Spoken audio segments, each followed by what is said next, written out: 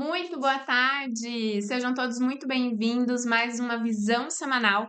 Hoje, segunda-feira, dia 19 de agosto. Eu sou a Aline, analista da corretora XTB, e vou trazer para vocês quais são as principais informações para essa semana. Se você é novo no nosso canal, não se esqueça de se inscrever e aqui na descrição do vídeo tem o acesso a uma conta demonstrativa onde você pode acompanhar todas as informações que eu vou comentar e acessar o nosso canal de educação. Além, né, que são conteúdos exclusivos do nosso canal XTB Brasil.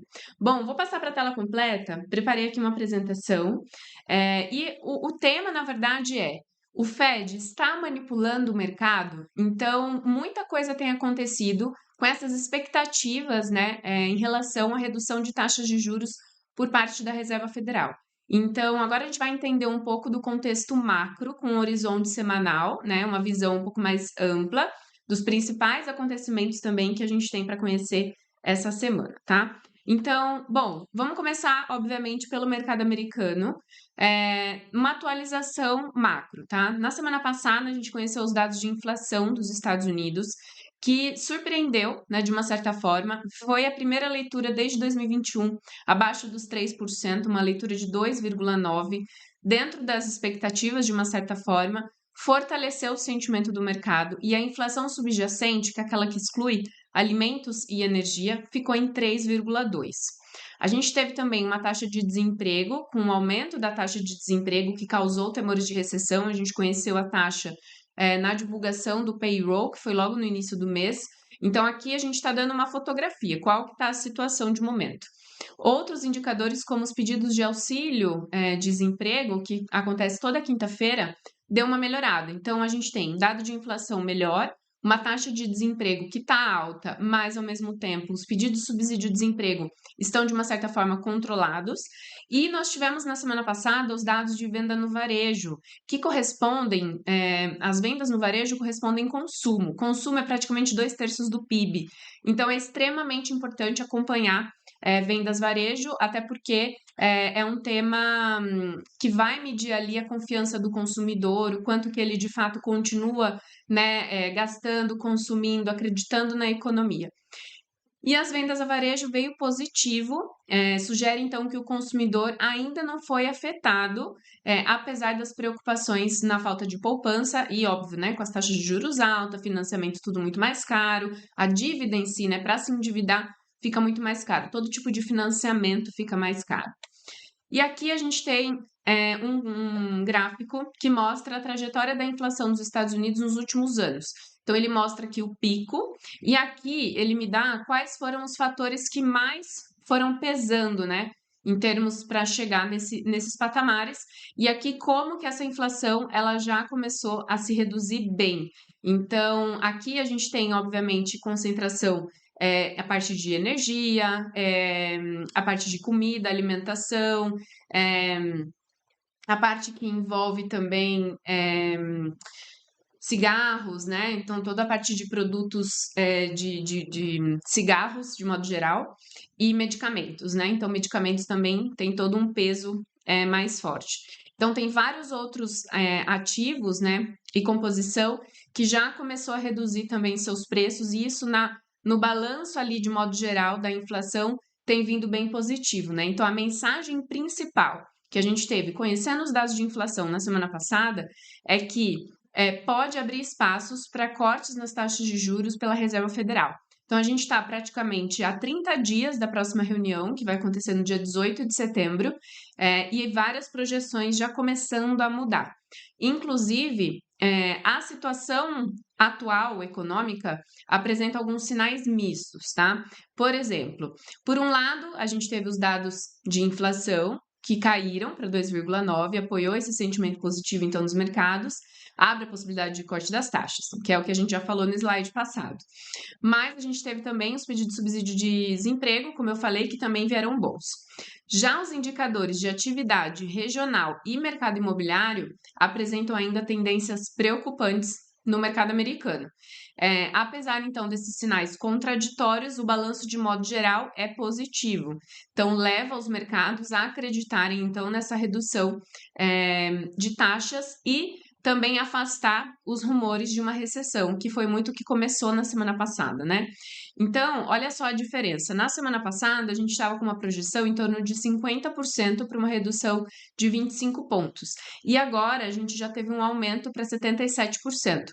Porque o mercado, na verdade, como na semana passada a gente teve uma correção muito forte, com esse certo receio de recessão, o mercado começou a pensar que a Fed teria que agir de uma forma emergencial. Então, ao invés de reduzir os 25 pontos, de uma possibilidade de reduzir 50 pontos. Por isso que estava um pouco mais dividido.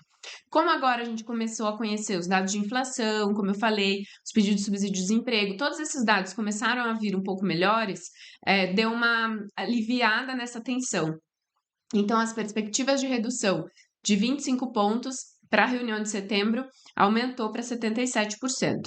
E a gente já tem uma possibilidade de quase 60% de mais uma redução em novembro e mais uma possibilidade de redução em torno de 40% para dezembro, tá? Então, até cogita a possibilidade da Fed terminar com 4 a 4,25, que seria mais ou menos 100 pontos de redução comparados com as taxas atuais, que é de 5 a 5,25. Então, assim, quais são as principais... o porquê que a gente fala tanto das projeções, as perspectivas de redução de taxas da Reserva Federal? Porque, basicamente, ela é o balizador de toda a economia de modo geral. Então, com as taxas de juros altas do Banco Central americano, todos os bancos centrais permanecem com a taxa de juros mais altas também, ou pelo menos não vão ter o mesmo impacto, né, de redução de taxas, se uma vez essas moedas, né, correspondentes a esses outros países, se começa a reduzir as taxas de juros, pode perder muita força comparado com o dólar. Então, por isso que, de uma certa forma, todos os outros bancos centrais meio que esperam a Reserva Federal começar essa redução. Agora, o que muitos, né, a gente começa a se perguntar, o quão agressivo vai ser, qual vai ser essa velocidade, o que se espera, quanto que pode fechar de taxas ainda para esse ano, tá? O foco nessa semana vai ser o Jackson Hole, que é um evento que acontece nos Estados Unidos todos os anos, onde se reúnem economistas, banqueiros centrais, empresários, são várias pessoas do modo, né, que compõem o mercado de modo geral e que tem discursos sobre política monetária, política econômica, muitas decisões são tomadas ali também, né, e trocas de informações. E o Jeremy Powell, o Jackson Hole começa na quinta-feira e o presidente da Fed, o Jeremy Powell, vai discursar na sexta. Então, esse calendário é legal porque ele mostra quais são os próximos eventos, né? Então, até a próxima reunião, que vai acontecer, então, no dia 18 de setembro. A gente vai ter ainda mais uma venda varejo, a gente vai ter ainda mais um CPI e um PPI, a gente vai ter mais PMIs também, que a gente vai conhecer, o PCE, que a gente vai conhecer no dia 30 desse mês, que é a inflação que a Reserva Federal leva em consideração. Então, a gente precisa também ter um PCE um pouco menor, né, ou pelo menos dentro do que o mercado espera, para não ter surpresas. Mas o discurso do Powell vai tentar trazer, ou pelo menos o mercado espera que ele traga, um pouco mais de informação do que esperar para a próxima reunião, então, de setembro. Uma vez que na última reunião, que foi dia 31 de julho, ele ainda não conhecia, né, esses dados de inflação que foi divulgado na semana passada. Então, o mercado agora está começando a ver que pode ter um sinal de redução e eles querem entender qual é a visão do Powell, principalmente. Alguns membros do Fed deu um certo sinal de que isso pode de fato acontecer. E o porquê que o mercado olha muito isso? Porque com uma redução de taxas pela Reserva Federal, as bolsas trazem um cenário de alta e o dólar traz um cenário de fraqueza. Inclusive, a gente já está vendo um pouco dessa recuperação nos mercados.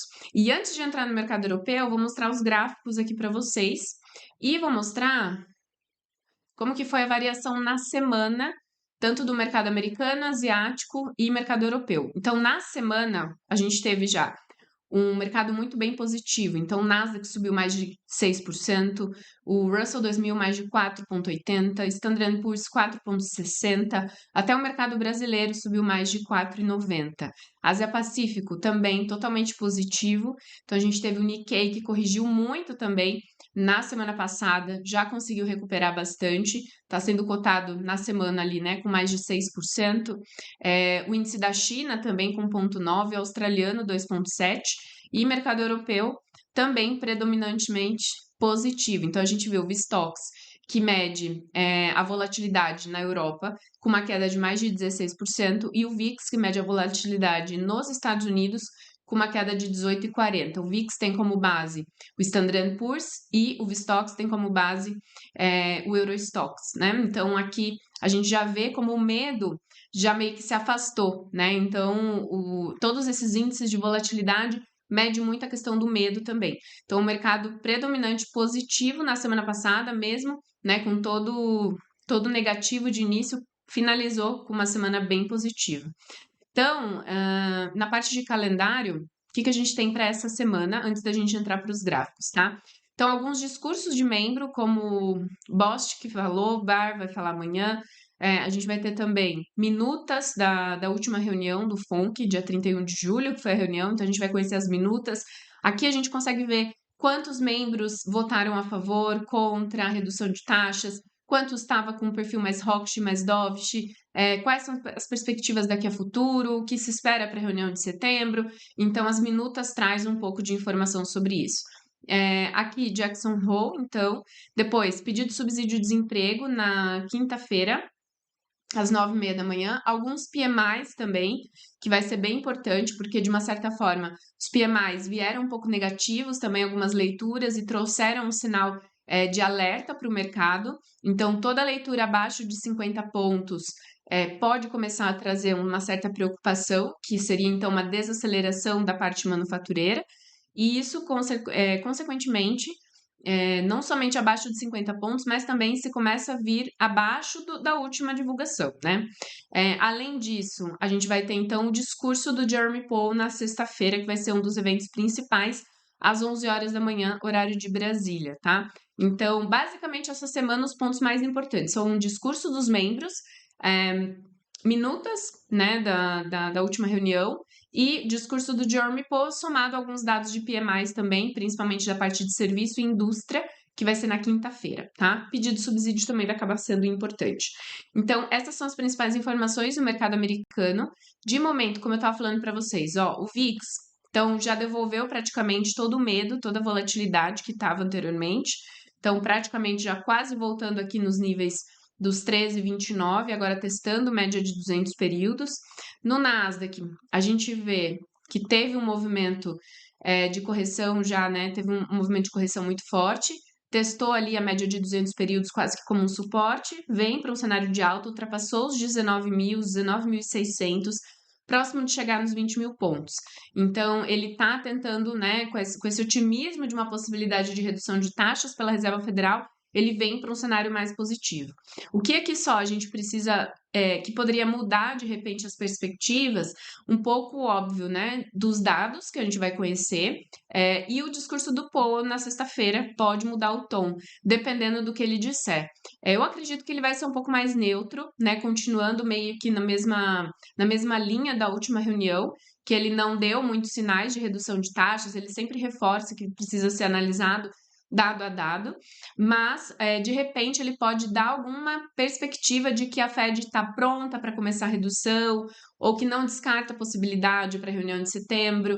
Se isso de fato acontecer, pode trazer mais um impulso de alta. Agora, caso ele venha com um discurso um pouco mais medroso, mais receoso, isso poderia de repente ter uma certa correção. Então, até sexta-feira, se de repente estiver mais próximo dos 20 mil, poderia corrigir até os 19.600 se for por uma notícia um pouco mais negativa. E poderia, de repente, até ultrapassar os 20 mil se fosse por uma notícia mais positiva, dependendo de como ele estiver até no decorrer da semana, né? Então, a gente vai tendo essas referências de preço como base.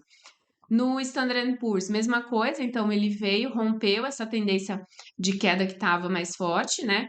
Então, veio, já recuperou, então desde dos últimos mínimos aqui, que foi no começo do mês, ele praticamente já recuperou mais de 9%. Então, agora o Standard & Poor's testando sobre 5.600, próximo nível seria 5.700. Então, vamos acompanhar aqui se essa semana, né, no desenrolar dessa semana, quais são as perspectivas e como que pode alterar o sentimento. E aí, como eu falei para vocês um pouco antes, com os índices americanos mais forte, a gente tem um dólar mais fraco. Então, o dólar sendo cotado abaixo do 102, fazia muito tempo que não cotava nessas regiões. Então, pelo menos aqui, ó, a gente começou o ano basicamente nessas regiões de 101,073, ó. O último mínimo foi final de dezembro. Então, quando o Powell disse na reunião de dezembro que via a possibilidade de redução de taxas para 2024, a gente já começou a ter uma certa mudança aqui no comportamento. E agora a gente vê uma fraqueza novamente para o dólar, bem forte, abaixo do 102, de repente próximo a testar aqui o 101. Então ele também fez máximos decrescentes aqui próximo de testar, né? E já está abaixo também da média de 200 períodos. O ouro, vou falar do ouro depois, que a gente vai trazer um pouco mais detalhes. Acho que por enquanto de mercado americano é isso. Bom, mercado europeu, o que a gente tem? Os mercados, de modo geral, estão lutando então para avaliar as perspectivas econômicas e determinar uma certa recessão global, se está a caminho ou não. Essa semana, alguns investidores vão esperar o simpósio, né, do Jackson Hole, como eu estava falando para vocês, que muitos esperam que traga um anúncio, então, oficial dos primeiros cortes das taxas de juros dos Estados Unidos. Então, os dados preliminares dos PMIs de agosto podem provar ser um relatório de apoio para tomar essa decisão. Aqui a gente tem um panorama, um gráfico dos últimos dados de PMIs praticamente de um ano atrás, de agosto de 2023 até julho de 2024. Então, a gente tem alguns principais países, como Austrália, Zona Euro, França, Alemanha, Reino Unido, Estados Unidos e Japão. E aqui, tudo que está em laranja está num cenário de expansão, ou seja, acima de 50 pontos, que está em crescimento. E tudo que está abaixo de 50 pontos está num cenário de contração. Então, aqui a gente vê que França está num cenário de contração, apesar que aqui julho teve uns 50 pontos, né? Veio melhorando. Depois a gente tem a Alemanha, que estava indo muito bem e teve um enfraquecimento. Já Reino Unido está se mantendo bem. Estados Unidos também. Então, 52, 51, 54, 55, tá? Acho que, de modo geral, aqui estão todos, de uma certa forma, bom. Acho que o que mais aqui está sentindo é a parte da França e a Alemanha, principalmente, que estava vindo bem, e aí a última leitura de julho veio em 49. Então, isso começa a trazer, de repente, pelo menos para a economia da zona euro, uma certa preocupação. Até porque eles também estão com uma taxa de juros bem restritiva. BCE só fez uma redução de taxas esse ano, e acredito que vai depender muito de como que vai ficar daqui para frente. Inclusive, essa semana, a gente vai ter dados de inflação para a zona euro. Ó, então, vai ser amanhã, inclusive de madrugada. Nessa madrugada, dados de inflação, expectativa de um leve aumento de 2,5 para 2,6, e no harmonizado, né, o que exclui alimentos e energia, em 2,9, tá? Então, a gente vai ter essas leituras para acompanhar a zona euro. Então, a gente já tem uma taxa de juros mais restritiva, a gente tem dados de inflação que pode modificar um pouco as perspectivas daqui a futuro, e um PMI que começou a dar uma certa desacelerada. Então, de repente, a zona euro já começa a dar sinais para a gente de uma certa preocupação. Na quinta, a gente vai ter também PMI de manufatura e serviços. Então, é aquilo que eu estava mostrando para vocês, né? A perspectiva ali de manutenção, e minutas também da última reunião de julho. Então, vamos acompanhar mais detalhes do que a gente pode esperar daqui para frente, tá? Por parte da zona euro. Em agosto de 2024, a gente teve o sentimento econômico ZIL para a Alemanha, que mede o sentimento do consumidor, que caiu para 19,2, abaixo das expectativas do nível de julho. As condições atuais pioraram, refletindo um forte declínio, então, nas perspectivas econômicas, e esse pessimismo também afetou as expectativas para a zona euro, Estados Unidos e China, impulsionado, então, pelas incertezas dos mercados internacionais. Em contraste, o PIB da zona euro cresceu 0,3% no segundo trimestre de 2024. Então, a gente teve o sentimento do consumidor menor, mas, de uma certa forma, um PIB um pouco maior, cresceu 0,3% no segundo trimestre de 2024, tá? Então, também foi um certo contraste, assim como nos Estados Unidos, que tem alguns dados que estão bons e outros não, na zona euro também mesma coisa. Então, como eu falei, essa semana a gente tem IPC da zona euro e minutas da última reunião. E agora, antes de entrar no mercado asiático, deixa eu só mostrar os gráficos aqui do DAX, por exemplo. Ó, que depois também de atingir máximas históricas, corrigiu bem, até chegou a negociar abaixo da média de 200 períodos. vem para um cenário um pouco mais de recuperação. Aqui só o que eu ficaria atento, como ele tem feito máximos decrescentes, e justo ele está testando nessa região, que é um pouco acima dos 23,6, de 18.421. Então, aqui, de repente, vamos acompanhar. Se ele rompe, se mantém sobre essa região, ele vai tentando trabalhar aqui sobre os 18.600, quem sabe até chegar nos 18.900. Caso contrário, se ele teste venha corrigir, aí a gente pensaria, de repente, dele começar a trabalhar aqui abaixo dos 18.300, quem sabe testar aqui os 38,2 de 18.046 para o DAX.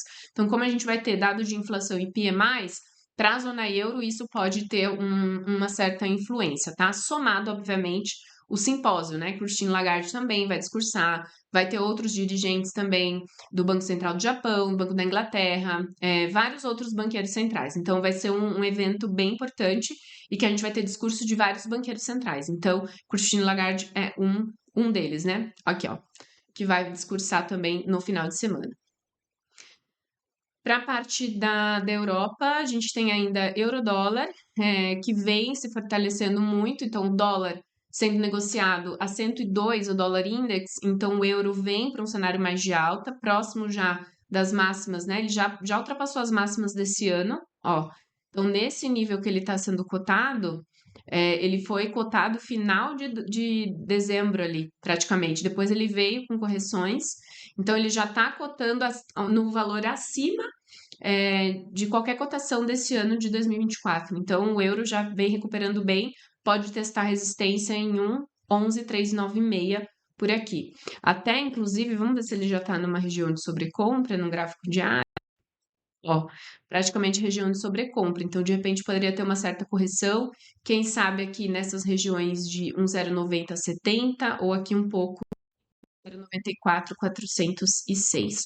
Libra, mesma coisa, então vem também para um cenário um pouco mais de alta, com esse dólar um pouco mais fraco. A gente tem as regiões de 1,30, 347 aqui, com uma possível referência do topo anterior. Mínimos crescentes, então de repente pode corrigir até as regiões de 1,28,621. Então foi toque, né? Aqui, e aqui pode fazer fez um fundo. E aqui próximo também, de repente, de fazer mais um mínimo crescente para a Libra. E agora, voltando para a apresentação, trazer um pouco de mercado asiático para vocês.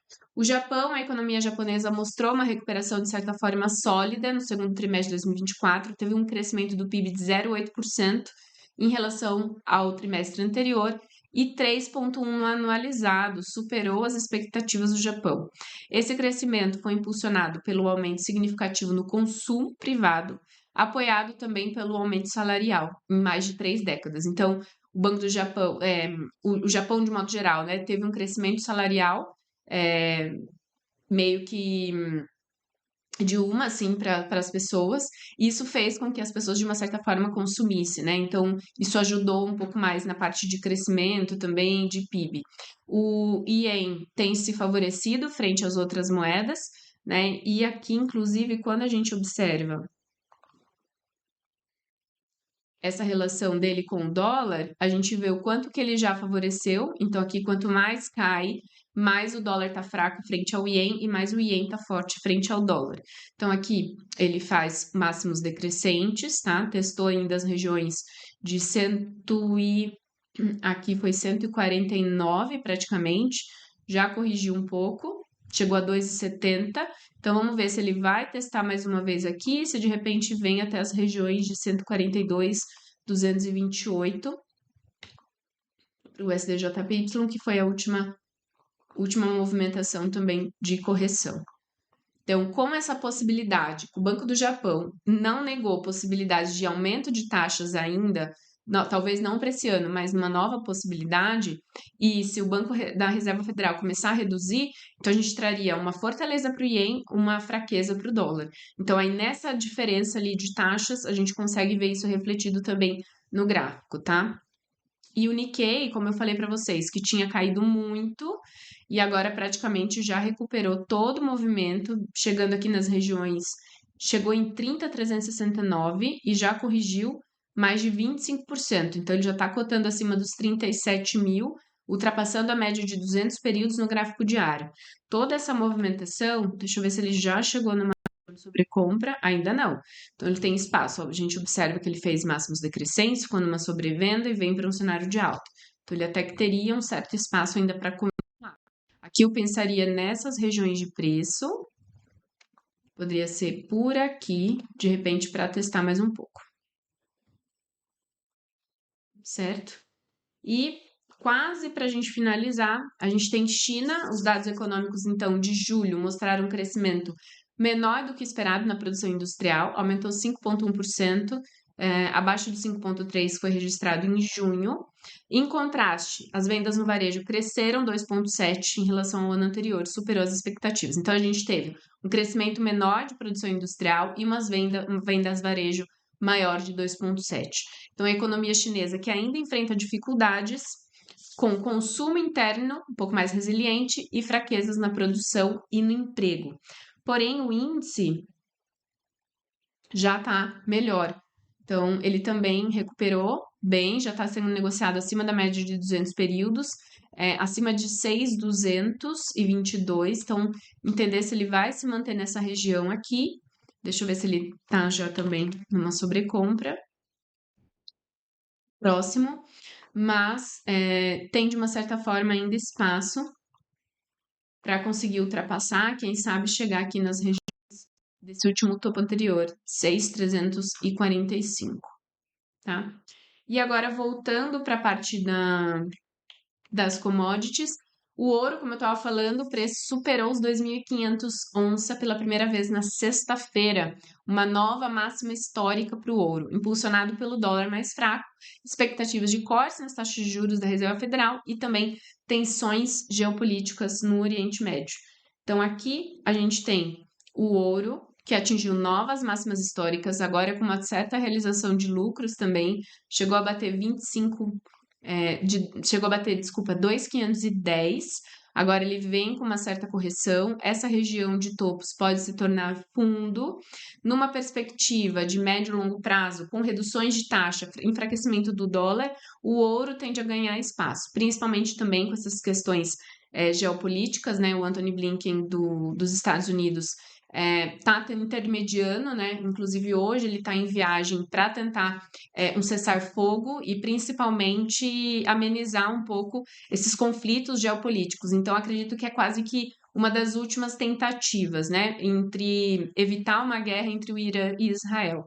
Então, todas essas informações também geopolíticas é importante vocês acompanharem, porque pode trazer movimentação, não somente no ouro, mas também no petróleo. Até mesmo a gente vê que o petróleo caiu após um aumento inesperado nos estoques de petróleo nos Estados Unidos, que subiu para 1,4 milhões de barris, já que esse aumento, então, contradisse, né, com as expectativas de uma sétima diminuição semanal consecutiva, pressionando os preços para baixo, especialmente devido, então, ao risco geopolítico, como eu estava comentando com vocês.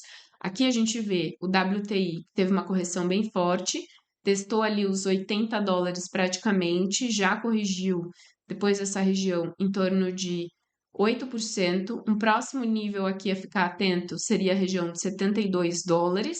Então tá pouco. No nível anterior ele também testou e depois corrigiu cerca de 15%. Então atenção, poderia vir testar e fazer mais um máximo decrescente, tá? Isso para o WTI, o Brent bem parecido também, então já está fazendo da média de 200 períodos como uma resistência e já corrige aqui também em torno de 5,44% aproximadamente. Então, basicamente é isso, pessoal. Espero que vocês tenham gostado do conteúdo. Muita atenção para essa semana. Principalmente nas informações, né, sobre os discursos dos membros, IPC, então, para a zona euro, tá, que é bem importante, e, obviamente, tudo isso pode movimentar e trazer uma certa variação adicional para os mercados, tá? Então, o tema mais importante, óbvio, é tudo relacionado à inflação, a crescimento, a recessão e, principalmente, os discursos dos membros, tá? Então, Então, isso vai ser de extrema importância. Se você ficou até aqui, se você gostou, não deixe de compartilhar com algum amigo também que está com você no mercado financeiro e, principalmente, se você quiser testar, olhar, ver como que funciona, a gente tem uma conta demonstrativa disponível para você, que através do link aqui na descrição você consegue acessar, tá bom? Muito obrigada e até a próxima. Tchau, tchau!